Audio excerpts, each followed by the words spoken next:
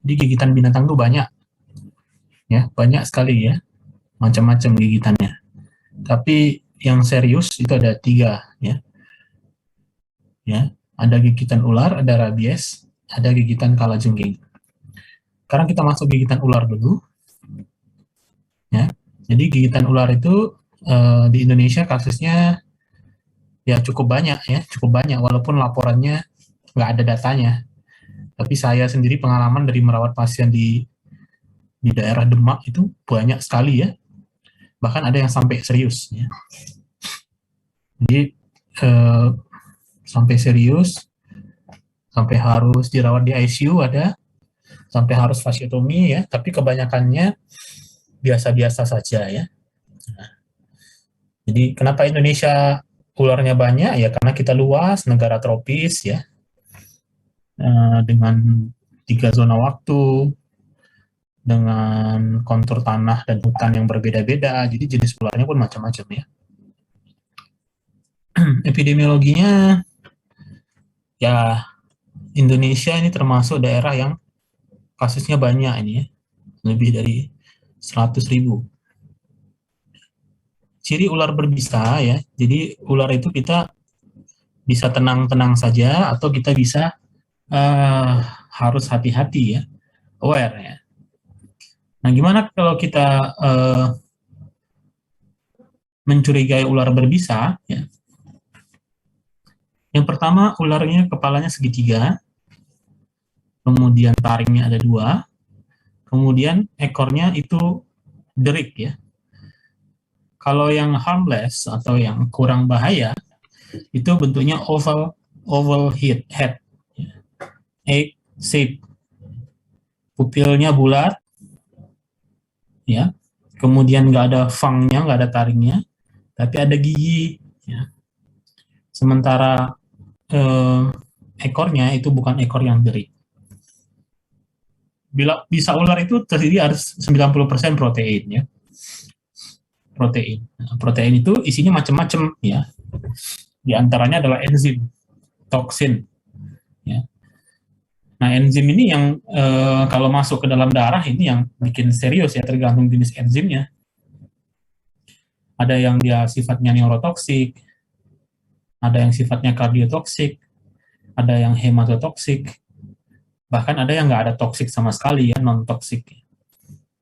Nah, enzimnya ada enzim hyaluronidase, kininoginase, ya, dan seterusnya. Apa faktor yang menentukan keparahan? Ya? Ukuran tubuh korban. Kalau orangnya kurus, ya distribusi apa namanya bisa ularnya menjadi per meter persegi tubuh jadi besar. Jadi serius pada orang-orang yang kurus. Ya. Komorbid, ya, penyakit penyerta, lokasi gigitan. Paling sering gigitan itu di kaki ya. Jadi di kaki. Tapi saya juga pernah ketemu gigitan di dada, payudara, gigitan di jari tangan ya. Orangnya lagi tiduran gitu, dipatok sama ularnya ya. Terutama orang-orang yang tinggal di desa. Latihan fisik ya, habis patok ular malah lari ya. Itu malah mempercepat toksin itu sampai ke target-target tertentu. Sensitivitas ya. Ada orang digigit ular yang sama, ular hijau. Tapi ada yang jadi serius, ada yang tidak jadi serius. Itu tergantung dari tiap-tiap individu. Karakteristik gigitan ya, kalau gigitannya dalam, ularnya lekatnya lama ya. Tapi kalau cuma sebentar ya, apalagi cuma dipatok terus lepas, tentu berbeda ya. Kemudian jenis spesiesnya. Ini tadi ya, bedakannya ular berbisa dengan ular tidak berbisa. Infeksi sekunder dan pengobatan.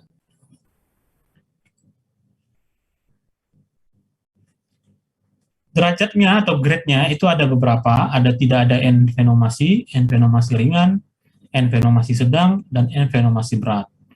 Kalau tidak ada envenomasi itu tidak tanpa reaksi lokal atau sistemik ya. Kalau ringan itu ada gigitan, ada tandanya nyeri tapi udemnya kurang dari 15 cm ya, tidak ada reaksi sistemik.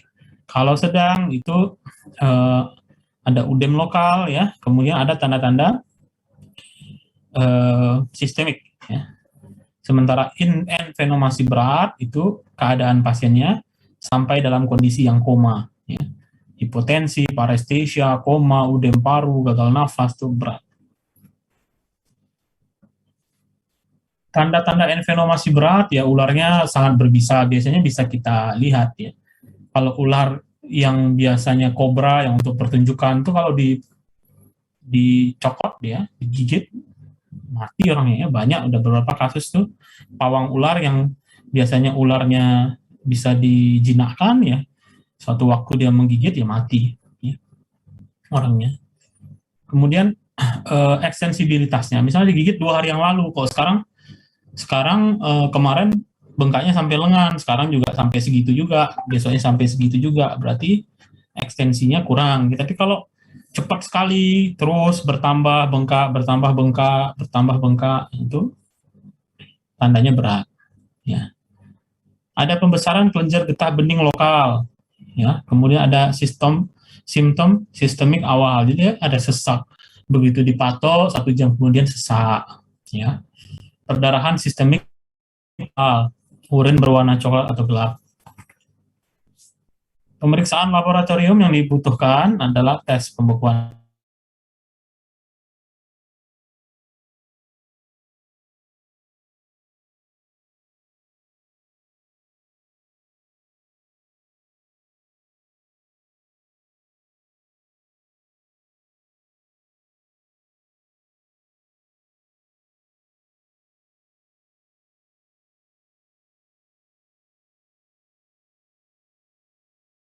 satu botol ini, ya, nanti ada serumnya. Tapi ya, yang paling bagus adalah yang monovalen. Jadi tergantung dari jenis ularnya. Kita nggak punya tuh yang monovalen ya. Nah, seperti ini misalnya, ya ini antibisa ular yang khusus untuk ular tertentu nih. Cobra antivenom, ya. Purified equine immunoglobulin ya. Ini nama ularnya Naja ya. Naja cautia. Ya. Ya, mungkin di daerah di Thailand, ini mana ini Thailand ya, Thailand. Ini mereka menggunakan antibisa ular yang spesifik untuk ular ini. Nah ya, jadi ini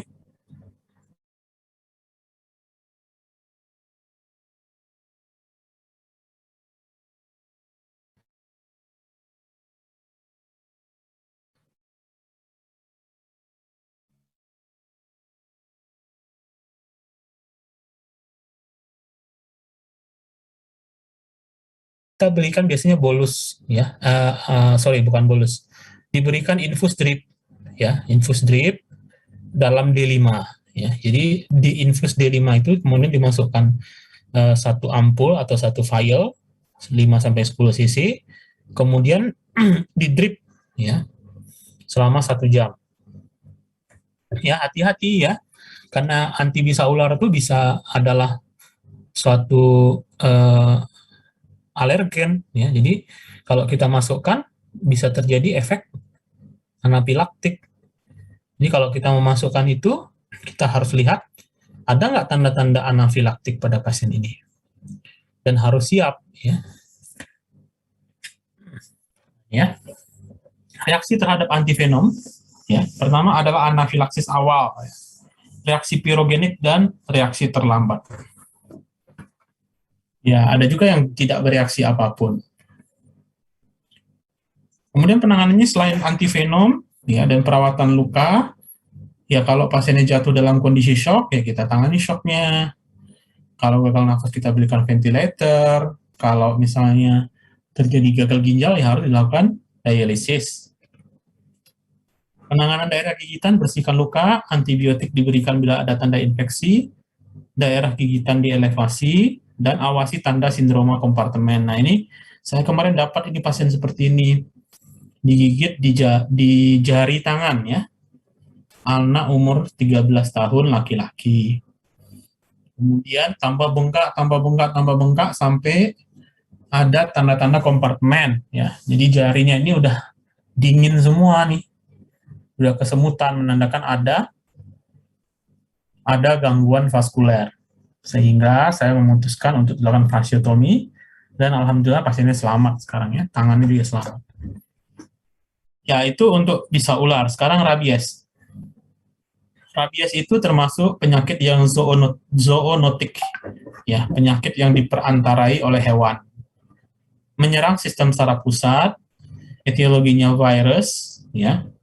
Kemudian belum ada penanganannya, ya, yang pas gitu ya. Dan sebetulnya virus ini mudah mati, ya, oleh sinar ultraviolet, asam basa, dan air sabun. Nah, cara penularannya melalui gigitan anjing, ya, walaupun penularannya nggak hanya lewat anjing, bisa kucing, bisa monyet, ya, tapi 98% itu karena gigitan anjing. Nah, orangnya mengalami gejala itu tidak segera digigit kayak ular tadi langsung pada saat itu juga enggak. Tapi kalau konsep penyakit virus dan bakteri, ya, atau kuman atau infestasi parasit, itu kita mengenal yang disebut dengan incubation period, ya, atau masa inkubasi. Masa inkubasinya cukup panjang, 30 sampai 90 hari. Ya. Perbedaan masa inkubasi disebabkan karena jumlah virus, kedalaman lokasi gigitan, luka gigitan, dan lokasi luka dan persarafan. Nah, ini perjalanan virus rabies. Jadi virusnya ini masuk melalui gigitan hewan, kemudian replikasi pada jaringan otot, ya. Kemudian virusnya masuk ke sistem saraf perifer secara retrograd, jadi masuk terus. Kemudian replikasi di ganglion spinal, naik lagi sampai ke otak, kelenjar ludah, kornea, dan ginjal, dan kemudian infeksi otak. Ya.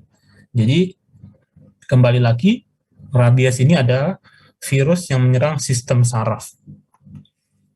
Gejala klinisnya bagaimana? Ada tahap prodromal, ada tahap sensorik, ada tahap eksitasi, ada paralisis. Prodromal itu demam, lemah, letih, lesu, nyeri tenggorokan. Tahap sensorik itu kesemutan, panas, hiperestesia, ya. Kalau tahap eksitasi dia bingung orangnya, gelisah, takut air, hidrofobi, ya. Kalau yang tahap paralisis itu udah terjadi henti otot jantung dan pernafasan. Pencegahan rabies pada manusia, kalau udah kegigit apa yang dilakukan? Ya pencucian luka, pemberian antiseptik, dan pemberian vaksin anti rabies dan serum anti rabies.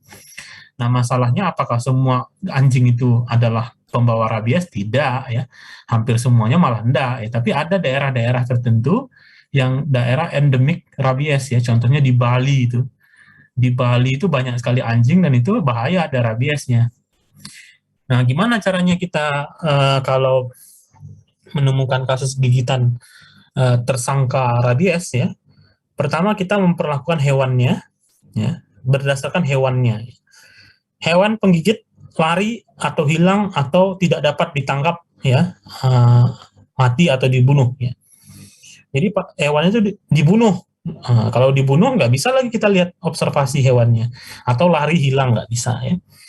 Nah, kalau lukanya resiko tinggi, lukanya dalam, ya, cukup luas, ya, maka segera diberi vaksin anti rabies dan serum anti rabies. Kalau lukanya resiko rendah, segera diberi vaksin anti rabies, nggak perlu serum, ya. Nah, kemudian kalau hewan itu tadi mati atau dibunuh, maka spesimen otaknya dapat diperiksa di lab. Ya, spesimen otak si anjing itu bisa diperiksa di lab. Nah, kalau positif dilanjutkan dengan pemberian vaksin anti rabies. Kalau negatif, stop pemberian vaksin anti rabies. Nah, kalau hewan penggigitnya bisa ditangkap, ya, diobservasi, jangan dibunuh, ya. Jadi harusnya hewan rabies itu jangan langsung dibunuh, tapi ditangkap dulu, diobservasi 10 sampai 14 hari. Kalau lukanya resiko tinggi, diberikan vaksin anti rabies dan serum anti rabies. Kalau hewannya sehat, dalam 1 bulan hewannya seger-seger aja, berarti aman. Kalau hewannya mati, baru hati-hati, beri vaksin anti rabies dan otaknya si anjing itu diperiksa di lab, ya. Ya. Nah, jadi gunanya ditangkap itu kalau dia baik-baik saja, ya aman berarti, ya. Itu rabies. Kemudian gigitan kalajengking ini sebetulnya jarang, enggak begitu berbahaya ya. Kalau ada film itu judulnya apa? Scorpion King ya, yang background itu ada di Mesir gitu ya. Nah itu memang banyak di sana, dan itu kalajengkingnya beda dengan di Indonesia. Kenapa berbahaya? Karena sifatnya neurotoksik. Recording in progress.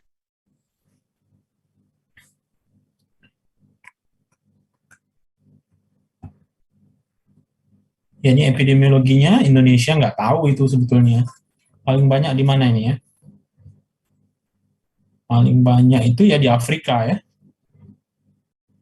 Di Afrika. Asia Selatan juga banyak ini ya. 3.650 juta orang, 250.000 kejadiannya, ya. 650 mati. Yang paling banyak mati Afrika. 1.600 orang mati setiap tahunnya digigit kalajengking. Nah, dia beda. Kalau tadi rabies itu virus, kalau ular itu adalah bisanya, ya. Kalau ini ya sama, ada fenomena juga ya. Nah, dia apa yang terjadi?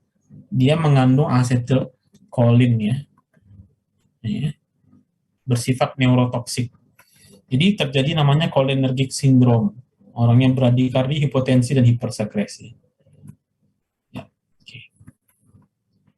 Oke. Saya kira itu dari saya. Kalau ada yang mau ditanyakan, silakan. Kalau tidak ada, ya. Izin bertanya, Dokter. Ya, silakan, Dek. Untuk yang rabies kan tadi itu kan luka risiko tinggi sama rendahnya, nggih, Dokter. Kalau Ya. yang tinggi diberikan vaksin dan serum. Nah, ini saya masih bingung bedain resiko tinggi dan rendah dari luka rabiesnya, Dokter. Ya.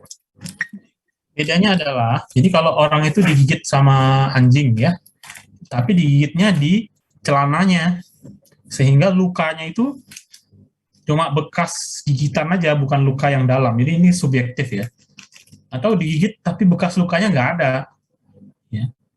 Maka itu resiko rendah. Tapi kalau digigit kemudian ada luka yang dalam ya, jadi dalam lukanya, ya, atau digigit tanpa ada barier ya, seperti pakaian, maka itu termasuk resiko tinggi. Tapi kalau kita ragu, oh ini rendah apa tinggi, ya tinggi aja, nggak ada masalah. Ya, tinggi aja, anggap aja tinggi. Oke. Itu ada lagi?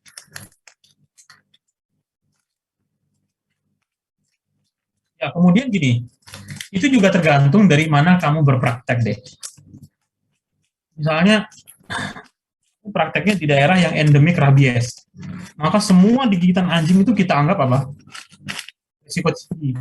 Ya, tapi kalau kita praktek di tempat yang bukan endemik rabies, nggak pernah ada laporan kasusnya, ya kita anggap aja dia itu bukan tersangka rabies. Ya, gitu.